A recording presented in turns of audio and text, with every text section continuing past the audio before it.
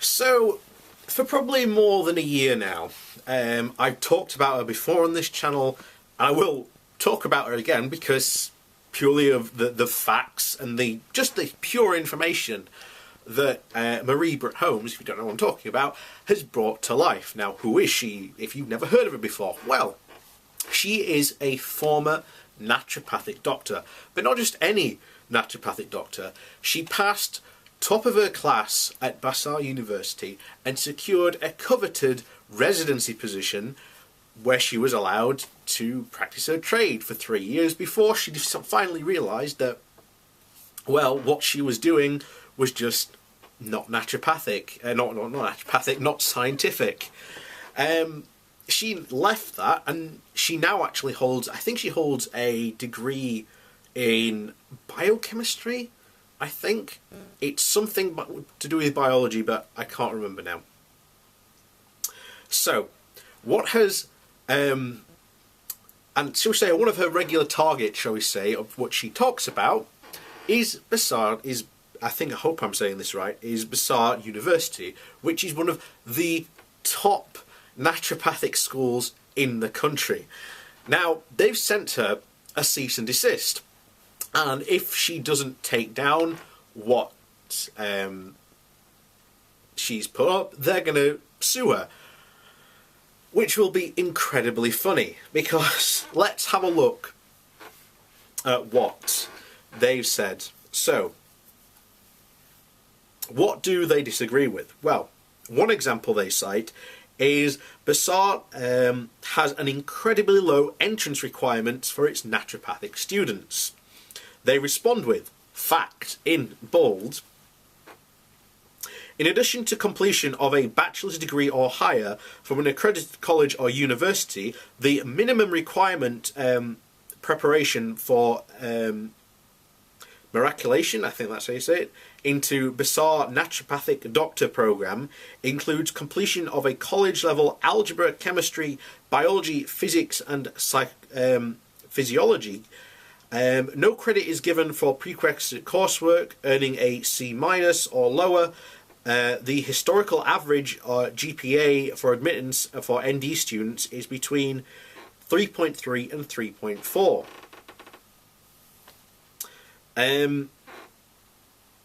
That is incredibly low. A doctor training in the US is expected to get higher than that. There is a much higher bar for a doctor to overcome than essentially that. So that is essentially true what she's got there. They're also claiming, she has said that Bastyr promotes anti-vaccination treatments.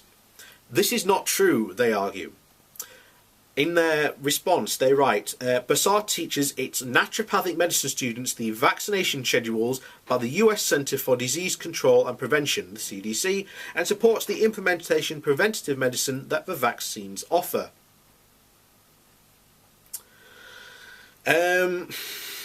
Well, if you happen to go, shall we say, on their website, and you look at their school, and you look at recommended books, there is a book, literally, what's it called now? Yeah, that promotes alternatives to vaccines. Their teaching clinic has also archived a page that claims getting a yearly flu shot can weaken the immune system's natural defense mechanisms. Yes, not promoting anti-vax stuff, are you there, Bastyr? They also go on to say, because your statements are false and affected Bastyr's personal reputation by falsely stating and publishing to third parties that, among other things, Bastyr engages in pseudoscience and quackery, your statements continue, among other claims, to defame per se and entitle Bastyr to punitive damages Under Washington law, it is unlawful to engage in defamation of another's character and reputation. Defamation consists of 1, a defamatory statement published, and the second, published to a third party, and 3, in which the speaker or publisher knew it would have known to be false. Okay, first of all, defamation is really hard to prove. That's the first thing.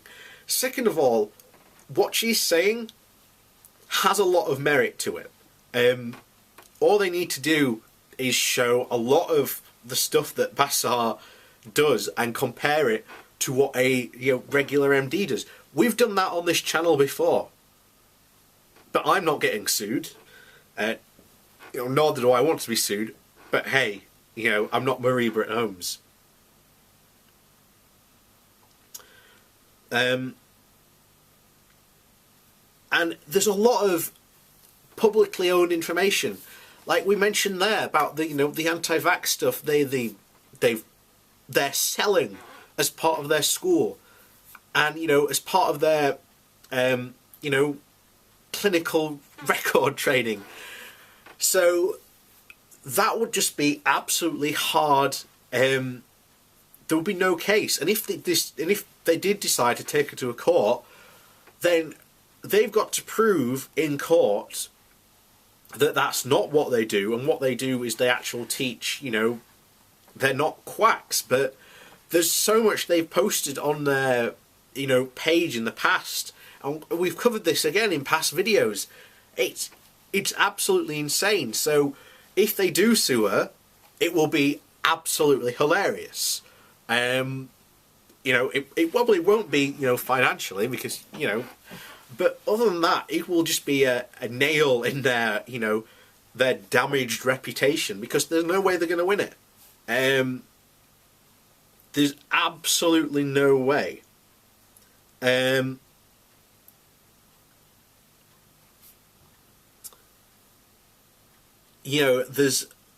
There's people, I love the fact that they write on the word fact in like big bold capital letters, because I think someone sent this is pretty delusional and pretty taken in by the naturopathic woo-woo.